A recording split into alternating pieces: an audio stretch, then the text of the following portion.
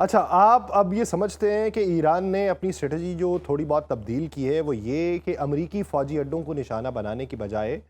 یہ جو energy infrastructure ہے جس میں آپ نے الجیل کی بات کی، اس میں آپ نے پاور پلانٹس کی بھی بات کی ہے، ڈی سیلینیشن پلانٹ کی بھی بات کی ہے، بندرگاہوں کی بھی بات کی ہے،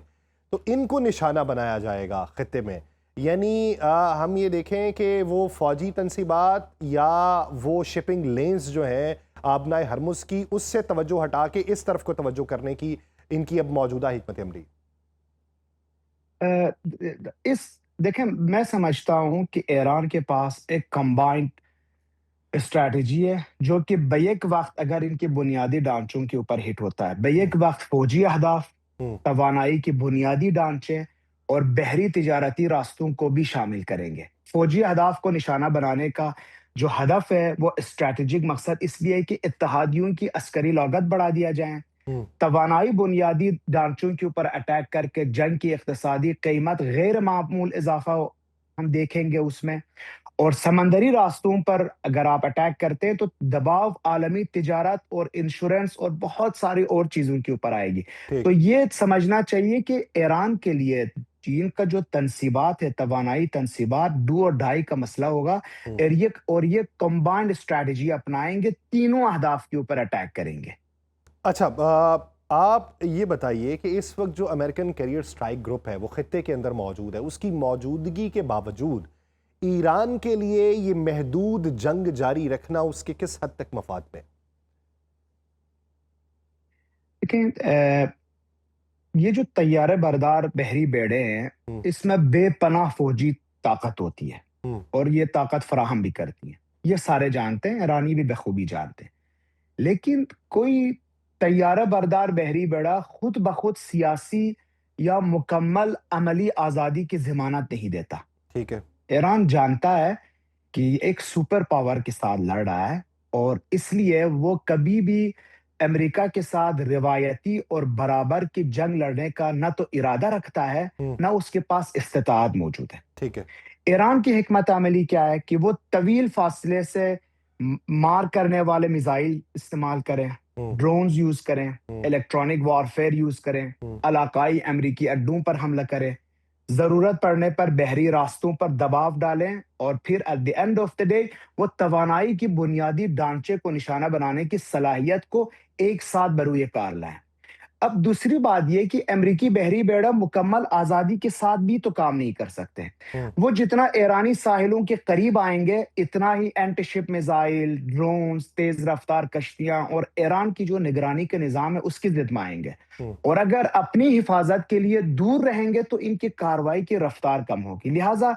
اس کا حساب اس طرح ہے کہ دنیا کے سب سے طاقتور بحری فوج اس وقت آسانی سے اپنے سیاسی اہداف حاصل نہیں کر سکتی جب اس کی اڈے،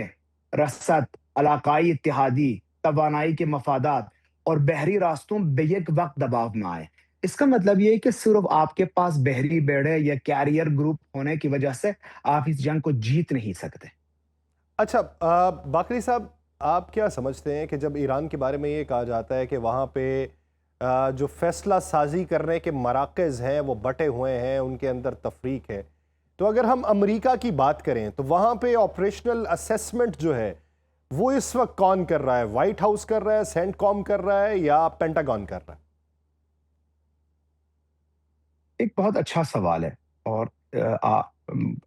اس کے اوپر غور کرنے کی بھی ضرورت ہے۔ ہمیں اس کو جواب دینے سے پہلے یہ دیکھنا ہوگا کہ وائٹ ہاؤس کیا کرتا ہے۔ ٹھیک۔ وائٹ ہاؤس یہ طے کرتا ہے کہ کسی بھی کام کا سیاسی نتیجہ کیا ہونا چاہیے، ہوں،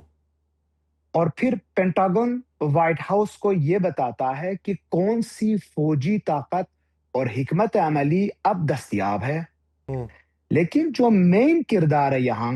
سینڈ کام کا کردار ہے، ٹھیک ہے۔ وہ بتاتا ہے کہ میدان میں حقیقتاً کیا حاصل کیا جا سکتا ہے ہوں، اور اس کی قیمت کیا ہوگی۔ ٹھیک ہے۔ مجھے لگتا ہے صحیح اصل بات تو یہ ہے کہ لاسٹ فیصلہ وائٹ ہاؤس ہی کرے گی، لیکن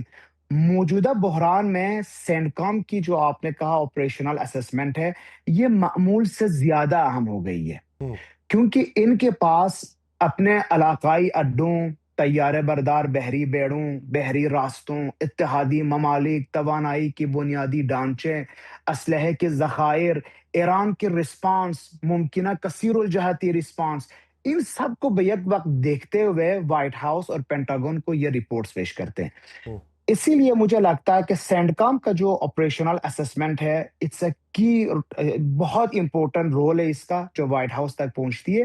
لیکن اتنا ہی امپورٹنٹ وائٹ ہاؤس کے اندر، کیونکہ اگر صرف سینڈکام کے اوپر انہوں نے بسندہ کرنا تھا تو ان کو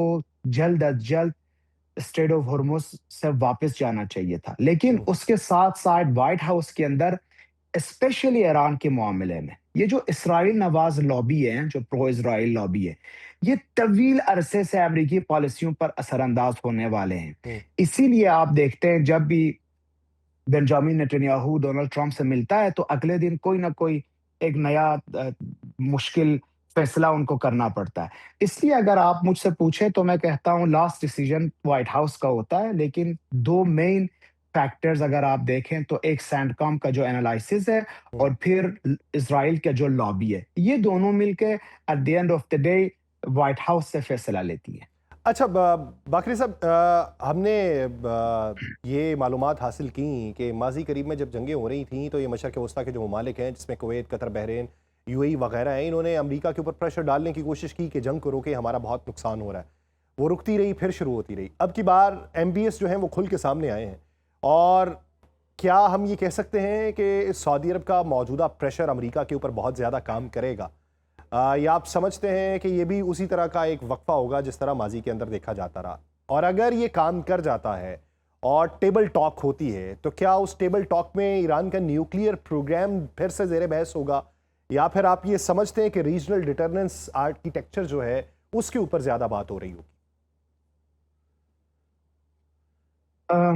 ناصر، حقیقت اب امریکہ ہی نہیں بلکہ پاکستان ہی نہیں بلکہ پوری دنیا جانتی ہے کہ آج تک ایران کا جو جوہری پروگرام سے متعلق تمام بحثیں تھیں وہ ایک بہانہ ہی تھا۔ ہوں،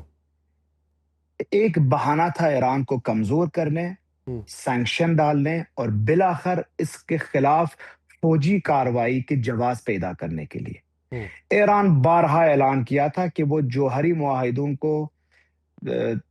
نظر انداز نہیں کرتا اور جوہری معاہدوں کے اوپر یہ بات کرنے کو تیار ہے، این پی ٹی کا ممبر ہے، یہ انسپیکشن کے لیے ہمیشہ اپنا دروازہ اوپن رکھتا ہے، اور کسی بھی مذاکرات کے میز پر جب جوہری پروگرام آتا ہے تو وہ کھل کے بات کرنے کو تیار ہے۔ لیکن ہوں، ہم سب جانتے ہیں، اب دنیا بھی جانتی ہے کہ اس طرح کے بہانے اسی طرح کے بہانے ہیں جس پر عراق کے اوپر حملہ کیا گیا، ہوں، بہانہ ڈال کے افغانستان کے اوپر حملہ کیا گیا، ہوں، اور پھر لیبیا کے اوپر حملہ کیا گیا، ہوں، اور یہی وہ منطق ہے جس کے تحت 80,000 سے زائد فلسطینیوں کو شہید کیا گیا۔ ہوں، آج اگر بار بار یہ مذاکرات اور اسپیشلی نیوکلیئر پروگرام کی بات کرتے ہیں تو یہ یاد رکھے یہ ایک بہانہ ہے، ٹھیک ہے، اس کے پیچھے کوئی حقیقت نہیں ہے، کیونکہ ایران کھل کے کہہ رہا ہے کہ ہم ایٹم بم نہیں بنائیں گے۔ ہاؤ ایور مجھے لگتا ہے اب یہ دھکیل رہے ہیں ایران کو کہ اب بنانا ہی پڑے گا۔ لیکن اب اگر مذاکرات ہونے بھی ہیں، آج ہی میں سن رہا تھا بقائی صاحب کو تو وہ کہہ رہے تھے فی الحال تو کوئی مذاکرات امریکہ کے ساتھ کسی طرح بھی پلاننگ میں نہیں ہے ہمارے، اور ہوں، ہم عمان کے ساتھ کر رہے ہیں۔ ٹھیک ہے، لیکن ابھی سب سے اہم ترین موضوع اسٹریٹ آف ہرمز ہے، ہوں، اور اسٹریٹ آف ہرمز کو دوبارہ کھلوانا ہے۔ ہوں، یہ نیوکلیئر پروگرام کے جو مذاکرات ہے یہ ابھی سر فہرست اتنا امپورٹنٹ نہیں ہے، امپورٹنس نہیں ہے اس کا کہ وہ اب مذاکرات کے حصے میں آ جائیں۔